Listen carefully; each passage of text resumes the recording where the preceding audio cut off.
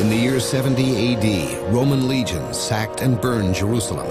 Israel would remain a nation in exile for nearly 2,000 years. But in the aftermath of World War II, the people of the book returned home. Israel's rebirth and survival in the 20th century has often been called a miracle. Those who were there cite their own experiences as proof. I'm Michael Greenspan. I'm an investigative journalist. These are their stories.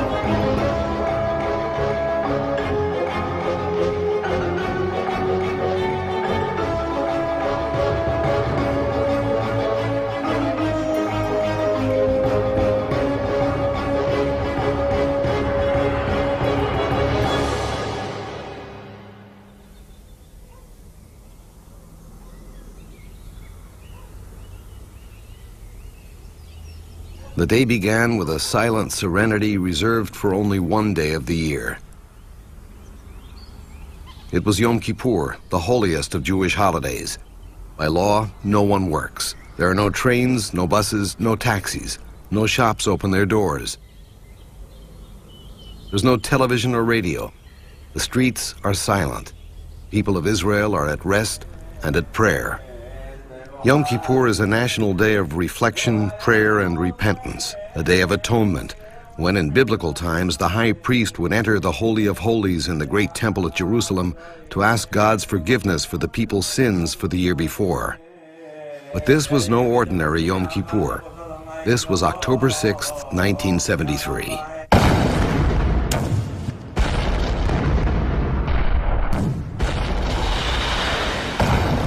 At precisely 2 p.m., more than 100,000 Egyptian soldiers invaded Israel's southern border. At the same moment, an armada of more than 1,000 Syrian tanks stormed across the Golan Heights to the north. With its army unmobilized and almost every Israeli soldier at home or at synagogue, Israel faced the possibility of total annihilation. In the weeks before, Prime Minister Golda Meir had dismissed the mounting signs of an invasion as meaningless. Defense Minister Moshe Dayan had encouraged her to believe that after Israel's lightning-fast victory in 1967, no one would dare mount such an invasion, and so she did nothing to stop it. Within hours, Egyptian forces were advancing north toward Jerusalem, while a massive Syrian tank armada raced across the Golan Heights toward Tel Aviv. They seemed unstoppable. If they reached Tel Aviv, the entire industrial and economic machinery of Israel would be destroyed. As Golda Meir watched her country face almost certain total destruction, the Prime Minister contemplated suicide. The cabinet drew up plans for a government in exile. Very few generals believed Israel would survive. With no one working, no radio, no television, no public transportation, the country was literally shut down. The first challenge was how to mobilize the nation's army and reserves in time to repel the massive armies thundering down on Israel from all sides.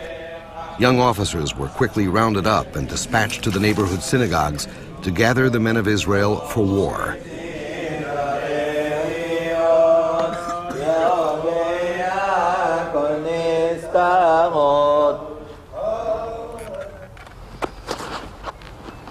רבותיי, אחיי המתפללים, יש מצב חירום, פיקוח נפש.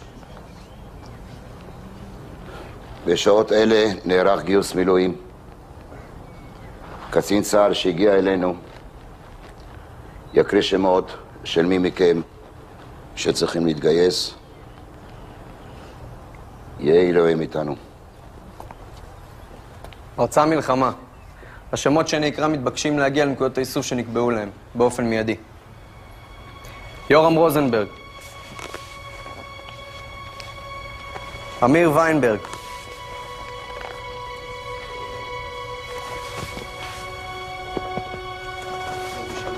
חיים סגי.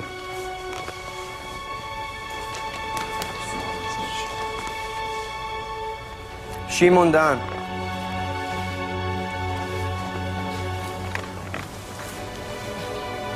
אל תדאג, אבא, נהיה בסדר. אני אתפלל בשלומך כל יום. תהיה בסדר. רבי יורם, זה לא המקום שלו כאן. הוא צריך ללכת. הכל טוב לך, חביבי. תחזור בשלום. אסא כהן. אפרים בר-לב.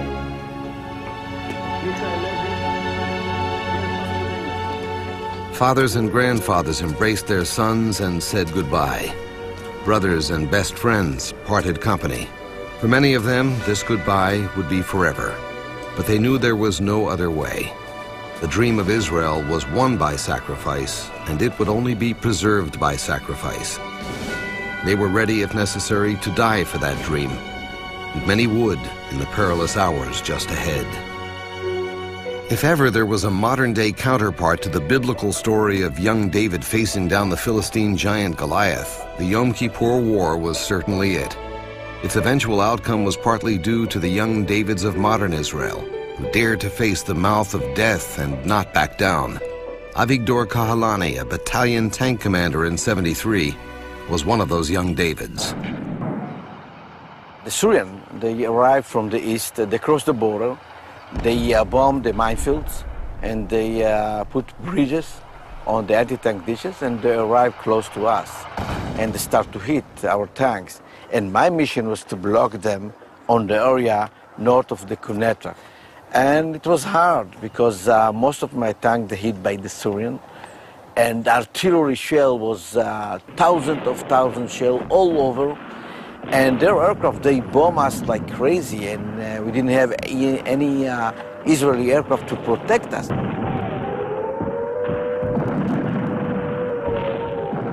But to understand how this brave young man faced down the Syrian Goliath in the Yom Kippur War requires first a look back to what happened to Avigdor Kahalani in the heat of battle during the Six-Day War 6 years earlier. I was a company commander.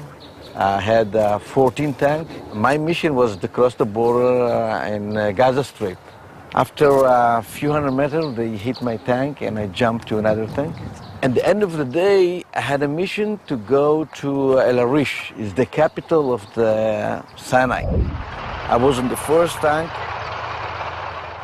A few kilometers before the El Arish, we were in ambush.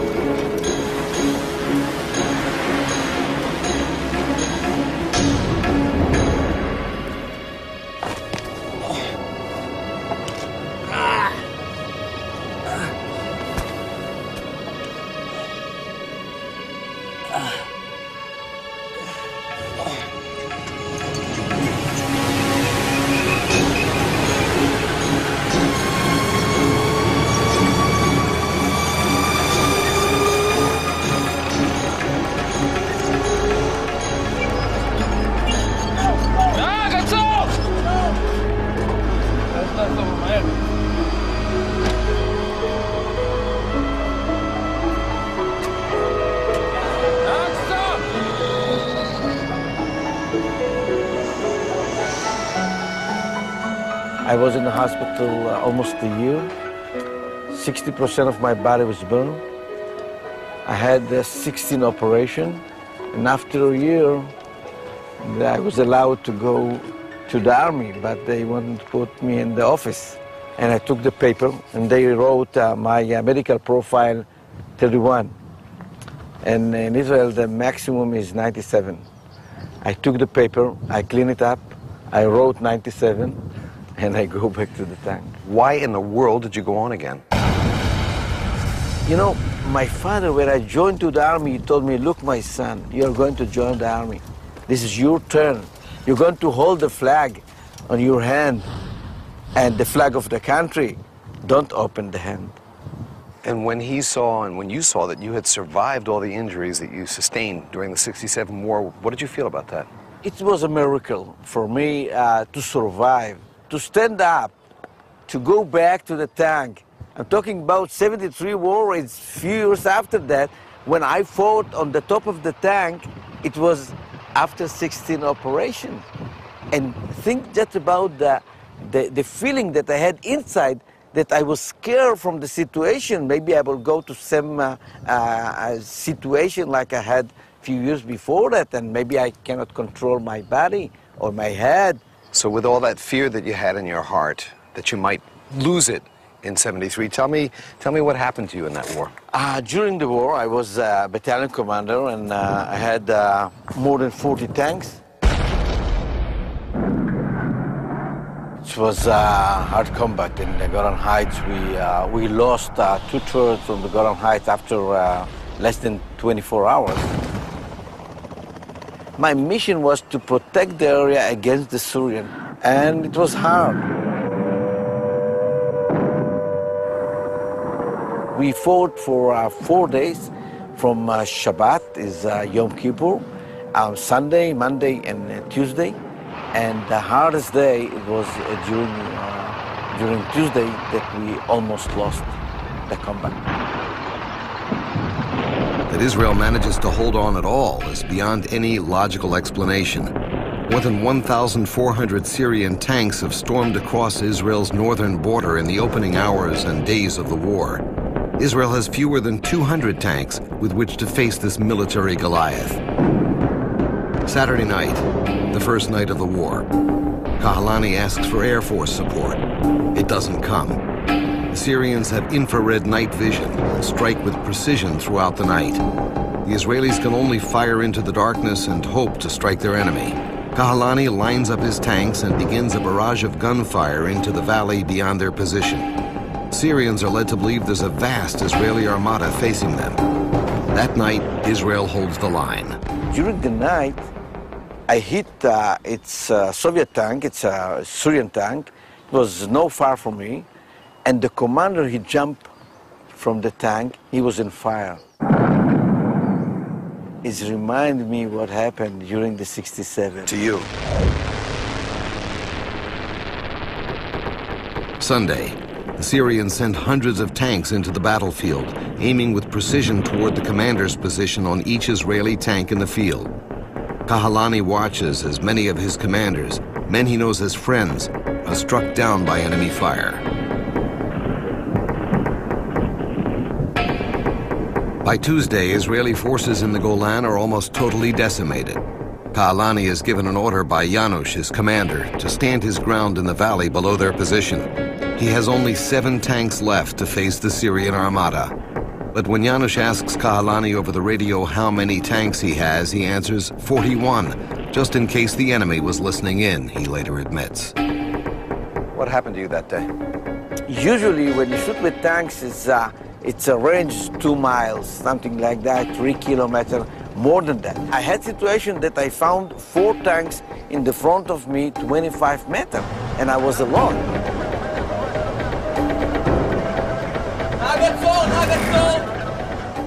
יובל נותן בעלם כזה שהוא מעיף את כולנו קדימה. ואני מסתכל, בחזית שלי 25 מטר, 3 טנקים T-62, ואני צריך להחליט מה אני עושה. There is a special handle that I move the third and the main gun to the first tank, and I scream, oh my God, I shoot him!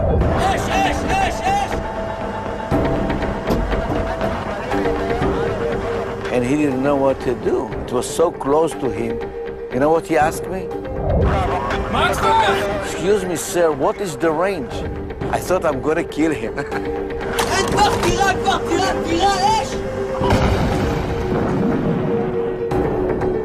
I moved to another tank, and my loader put another shell, and he shot again.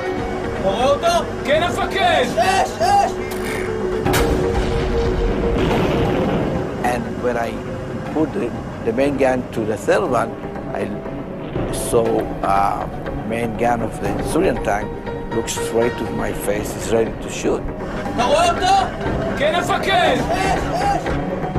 And my gunner was screaming, yelling.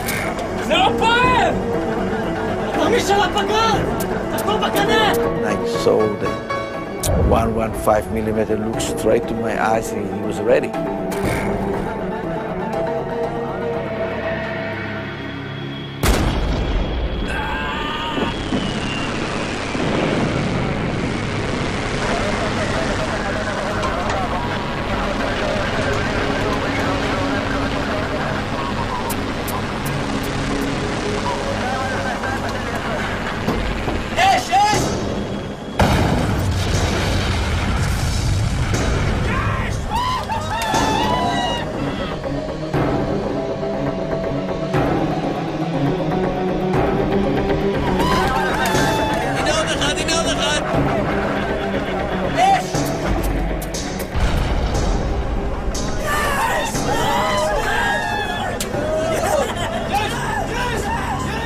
This is some kind of a situation how we fought on the Golan Heights during the Yom Kippur. יובל, אני חושב שאנחנו יכולים לזוז מפה. רעיון טוב, המפקד.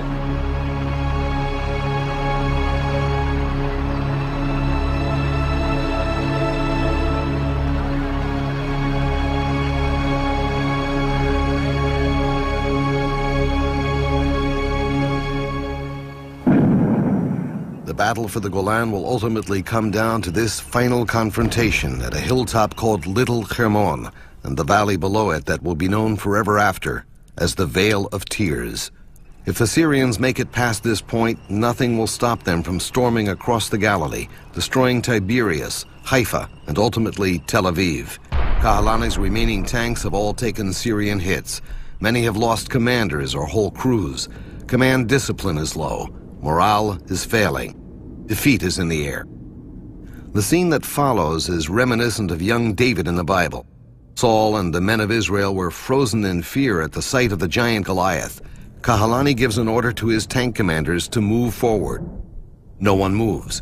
He tries cajoling them, even starting forward himself. No other tank follows. אני משתמש בנשק האחרון שאני מבין שאין לי כבר ברירה, ואני אומר ללוחמים שלי, תסתכלו על הסורים, תסתכלו איזה לוחמים טובים הם. מה קרה לנו? הלוא אנחנו יותר טובים מהם. תתחילו לנוע קדימה, הרבצתי שאגה לתוך הרשת, מה אני מזהה בגדוד שלי? פחדנים! Kahalani had faced death in 1967 and survived, just as David had once faced down a bear and a lion that attacked his sheep.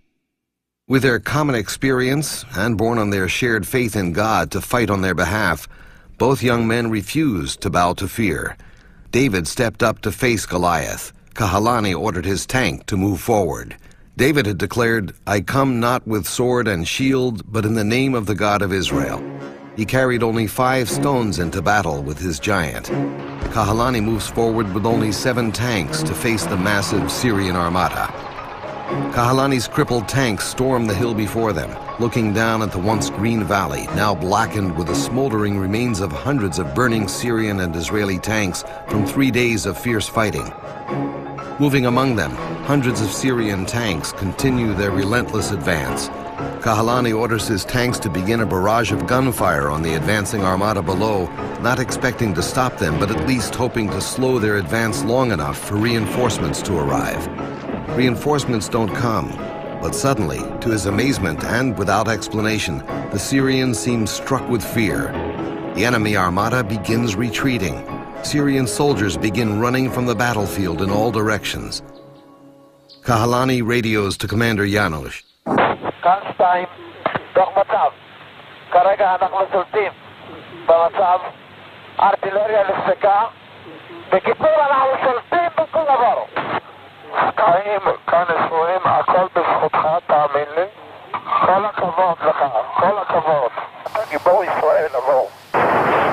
כאן 2, אנחנו כרגע ב-20 כאן. האויב קורע. While Kahalani and his fellow soldiers are holding back the Syrian advance, They have no idea that they're part of another chain of events unfolding thousands of miles away from the battlefield, that many say is the real miracle story of this war. U.S. Secretary of State Henry Kissinger, in turning down Golda Meir's request for arms to defend her country, is reported to have said, "Let the Israelis bleed a little." Golda Meir is desperate. Without help, Israel will not survive many more days of the pounding assault from all sides, despite all the Kahalanis and those like him who are bravely defending their homeland and sacrificing their lives on all the front lines. And so she picks up the phone and calls the private line of U.S. President Richard Nixon. It is 3 o'clock in the morning. Television film producer and documentarian Bill McKay's investigation of the American role in the Yom Kippur War describes what happened when President Nixon took Golda Meir's call in the middle of the night. He said, "I put my robe on. I sat on the edge of the presidential bed, and I heard Golda Meir pleading with me, 'Mr. President, if you don't help us, the Jewish people will never survive.'" He said something interesting, if not strange. He said, "You know, I could almost hear my mother's voice. She would tell me stories and read to me from the Old Testament, the heroes of the Bible. And one afternoon she said, 'Richard, someday you're going to be in a position where you can help save the Jewish people. And when that day comes, you must do everything in your power.'" And he said, at that moment I realized, maybe for the first time in my presidency, why I had become president of the United States. He was deep in Watergate, but he said, I knew I had to do what I was born to do. And he said, "Golda, what do you want?" Well, she had her list. It was the largest airlift of armaments since World War II. The president kept his word. Everything Golda asked for, she got. Every weapon, every vehicle, every piece of equipment, and all the ammunition to operate them. A virtual arsenal airlifted overnight to Israel's front lines.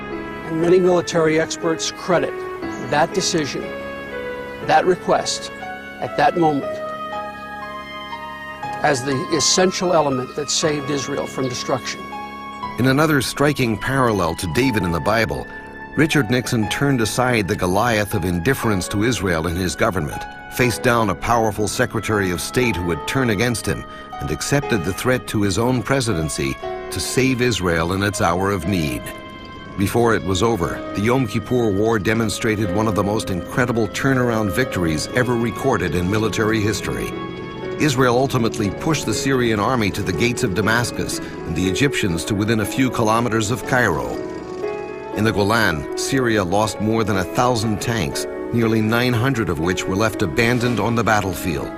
More than 3,500 Syrian soldiers died. Another 5,600 were wounded in combat. Nearly 500 were taken prisoner.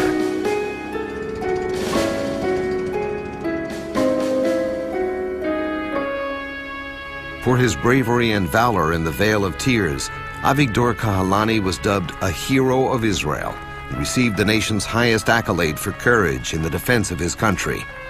He would only say that his men fought well and that it was a miracle that saved Israel that day. Syria would remain an adversary to Israel's existence, but in 1977, Egypt's Anwar Sadat again crossed the border. But this time, he came as the guest of Israel's parliament to address the Knesset.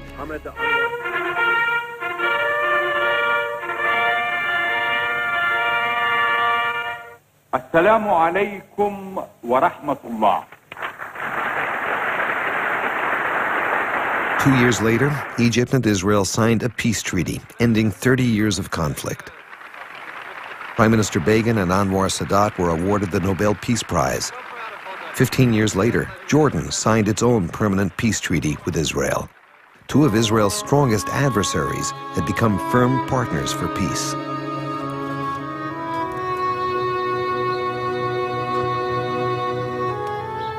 The names chiseled into the stone are in Hebrew, but their language of courage and sacrifice are universal. Each of these names represents a soldier who gave their life in defense of this miracle that we call Israel. If there are real miracles, the greatest ones seem to require the greatest sacrifice as well. If Israel is to survive and prosper, it will likely require the continued sacrifices, who consider this miracle worth preserving, worth passing on to generations yet to come. And it will likely need many more miracles.